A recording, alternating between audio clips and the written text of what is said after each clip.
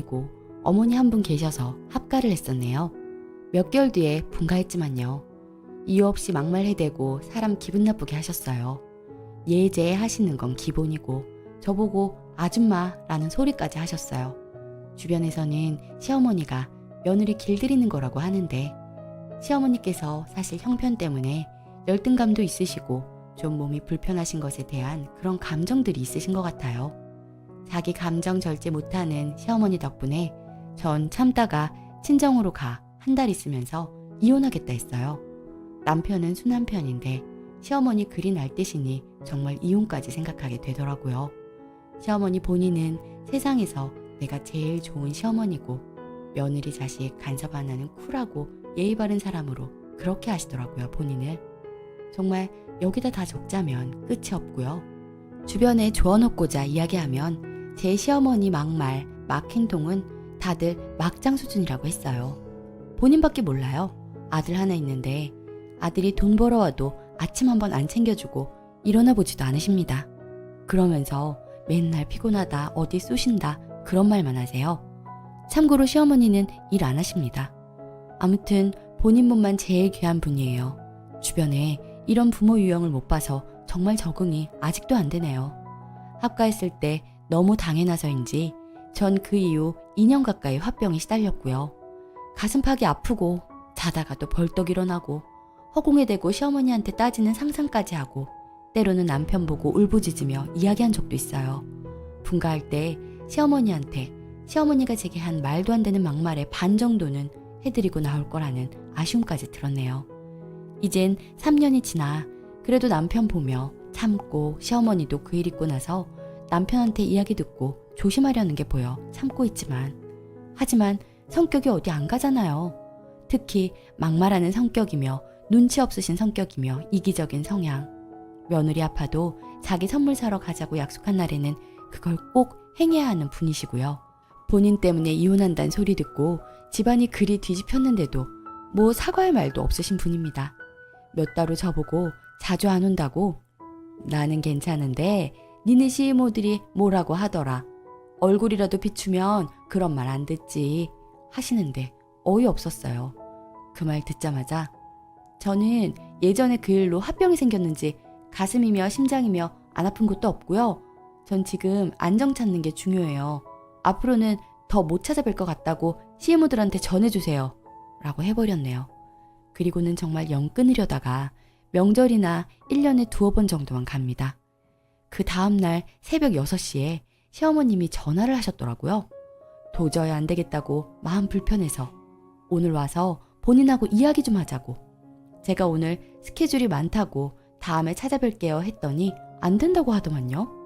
알았다고 끊고 주말 부부였던 남편에게 전화해서 왜 저러시냐고 또 저러면 바로 이혼이라고 난리를 쳤더니 남편이 설득했는지 다시 연락 없었고요. 뭐 거의 이런 식이에요. 본인 마음 불편하면 남의 마음 불편한 것은 안중에도 없으세요. 몇 달 전 출산했는데도 수술해서 누워있는데 한두 시간이면 있으시면 될 텐데 점심부터 저녁까지 병실에 계셨어요. 눈치가 없으신 건지 일부러 그러시는 건지 도와주러 왔다는데 그닥 전 도움 필요 없었는데 말이죠. 잠도 못 자고 하루 종일 옆에서 말 거는데 정말 짜증이 나서 이젠 혼자 있어도 되니 어머님 가보세요 해도 아니라고 그 외에도 많아요. 전 친정이 멀거든요. 부모님도 연세 많으시고 형제들도 다들 멀리 있고요. 임신했을 때도 툭하면 넌 친정이 멀어서 어떡하니? 산후조리도 제대로 못하고 하셨어요. 제가 조리원 2주 후 혼자 본다고 했어요. 지금 혼자 보고 있고요. 산후조리 해달라고 말도 안 했고 그 생각조차 안 해봤어요. 시어머니 성격 모르는 것도 아니고요. 매일 어디 아프다 저기 아프다 하고 산후조리는 어떡할 거니 하셔서 조리원 들어갔다가 제가 바로 혼자서 돌볼 거라고 말씀드렸더니 저런 말을 하시네요. 임신 때도 뭐 하나 챙겨주신 적 없고요. 그러면서 아들 며느리는 뭐 챙겨줬음 하는 눈치시고 심지어 며느리 병원에 애 낳으러 왔을 때 산모들 같이 마사지하는 룸 같은 데서 본인이 마사지 하셨던 분이세요. 발 아프다 하시면서요. 그리고 시어머니한테 지금도 매달 드리는 돈 있어요. 그냥 너무 짜증이 나네요. 이번에 남편한테 전화해서 언제 갈까? 언제 보러 가지? 그리 보채시더라고요. 아가가 태어났으니 그 빌미로 자꾸 보려고 하시는 것 같아요. 그래서 남편이 그럼 엄마 오셔서 미역국도 해주고 산모 좀 보살펴줘 라고 했더니 바로 감기 걸렸다고 다음에 온다고 하시더군요. 시어머니가 며느리 출산 후 미역국 끓여줘야 할 의무는 없지만 친정이 멀고 혼자 아기 보면 그냥 한 번이라도 해줄 수는 있잖아요. 저는 합가했을 때 시어머니 손끝 하나 안 대실 때 반찬 다 하고 밥 늘 차려드렸어요. 힘들 때 잠깐이라도 도와주시면 얼마나 좋을까요? 이젠 기대도 안 해요, 정말. 근데 또 오신다고 한 주말에 오셔서는 남편이 미역국 이야기하니 남편 시켜서 미역국 끓이게 하더군요. 남편은 요리 전혀 못하고 물론 남편도 배우는 게 맞지만 하기 싫으셔서 입으로만 가르쳐 주시는 그 모습이 그냥 미역국 안 먹고 말지 싶었어요. 반찬도 2억에 남편한테 만들게 하더라고요. 부엌은 난리였고 뭐가 어디 있냐 저기 있냐 제가 더 쉴 수 없게 만들더만요. 정말 서운했고 정이 떨어졌죠. 암튼 그러면서 밥 먹자고 차려왔는데 미역국, 깍두기, 남편이 기름이 지진 새우튀김이 전부였어요. 점심에 오셔서는 저는 눕지도 못하고 아기 잘 때 자고 팠는데 저한테 수다 떠느라 저녁 9시에 가셨네요.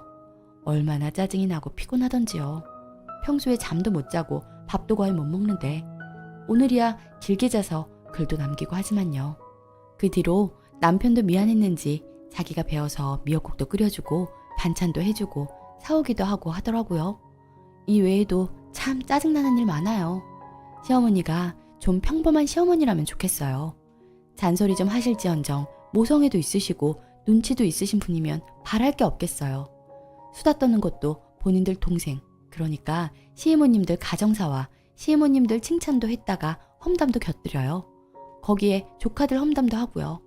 왜 그런 말을 저한테 하는 건지 시이모님들하고는 정말 엄청나게 가까운 자매들이고요. 저도 여자 형제 많고 행사 때는 모여 재밌게 놀지만 평소에는 그리 자주 놀거나 언니네 집에 자주 가거나 연락을 자주 하거나 이런 스타일들이 아니라서 좀 이해가 안 가요. 미주알, 고주알, 시어머니, 시이모들 다 공유하고 별의별 이야기 다 하시고 매일매일 만나서 수다 떨고 제 이야기도 많이 한대요. 이젠 관심 없어요. 시어머니는 그 이야기를 저한테 와서 다 이야기하고요. 오늘따라 좀 짜증이 나네요. 모든 것이. 아기 때문에 몸도 힘든데 시어머니는 우리 손자 어쩌고 하시면서 그러는 것이 싫어요. 신경조차 안 쓰셨으면서 애 태어나니 저렇게 구시는 것이 가식적으로 느껴져요. 그리고 아기 때문에 더 자주 가고픈 마음도 없고요. 제가 30대 중반에 출산했는데 자꾸 나이 많다는 식도 기분 나쁘고요. 한두 번이 아니에요, 이 이야기. 짜증나서 남편에게 이야기해서 그 다음부터는 덜하긴 하지만요. 어머니는 왜 어머니 본인의 말이며 행동들에 대한 심각성을 모를까요?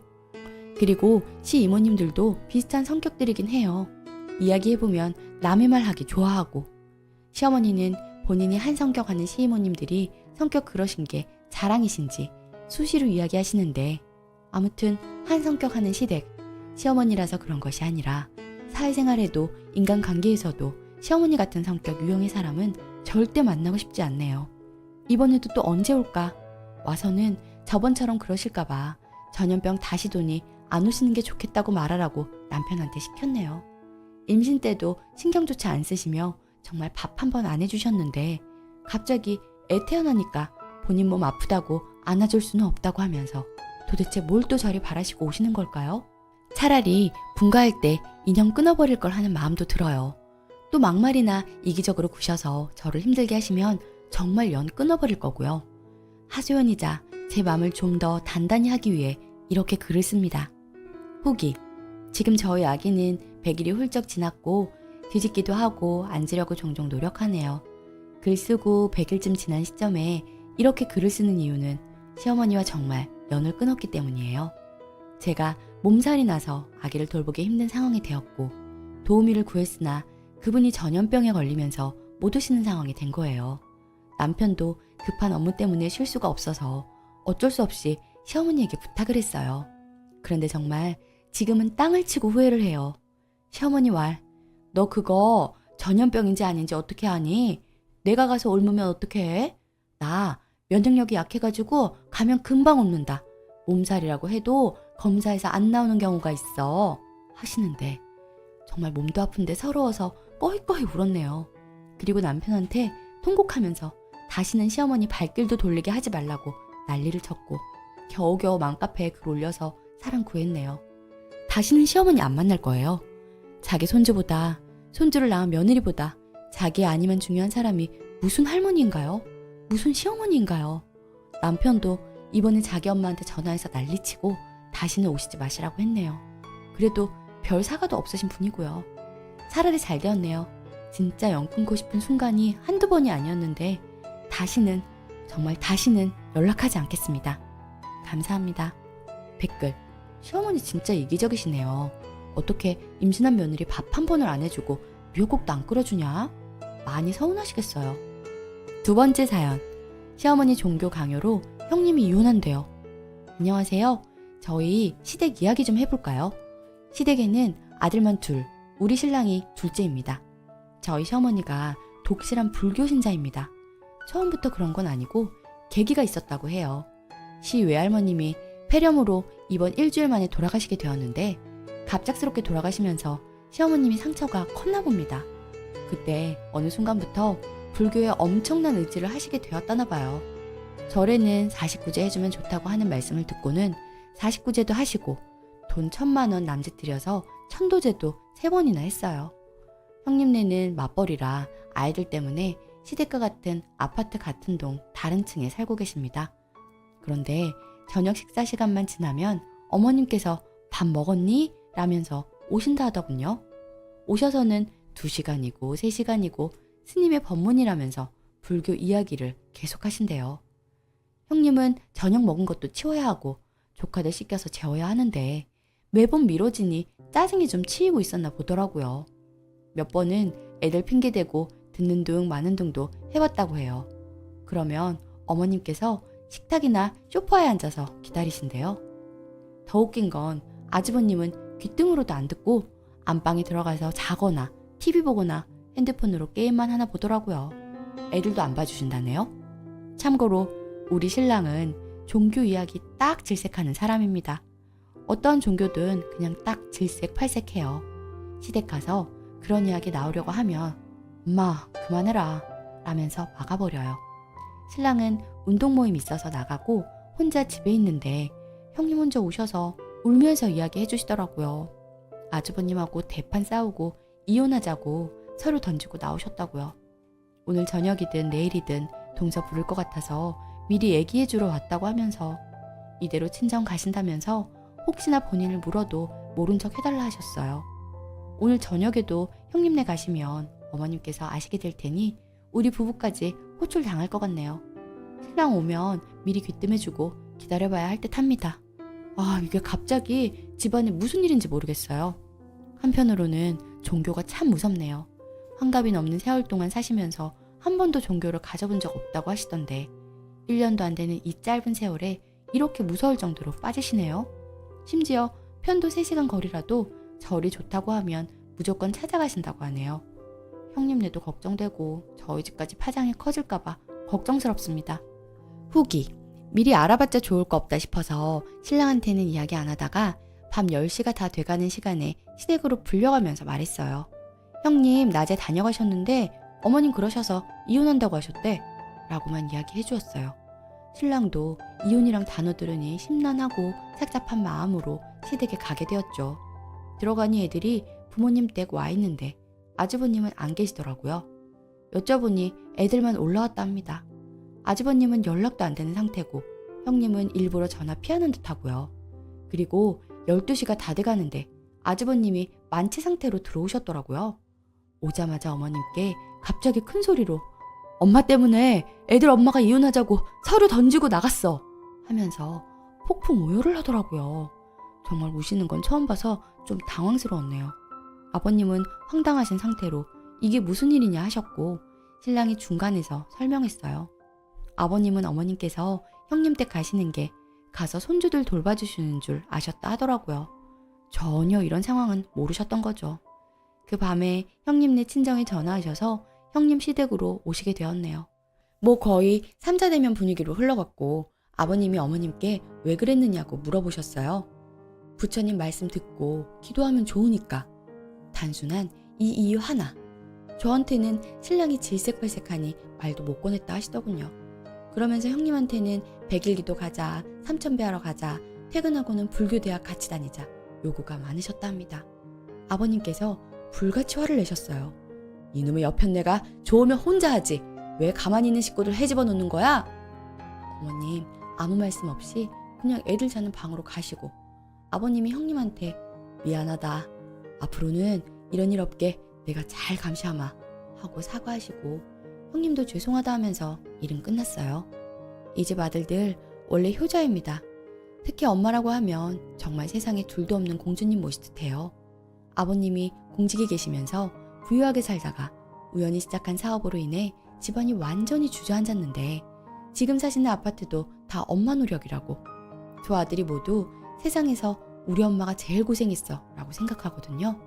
신랑은 좋은 건 좋고 싫은 건 죽어도 싫은 성격인지라 그런 엄마라 할지라도 싫은 건 싫기 때문에 대놓고 싫다고 합니다.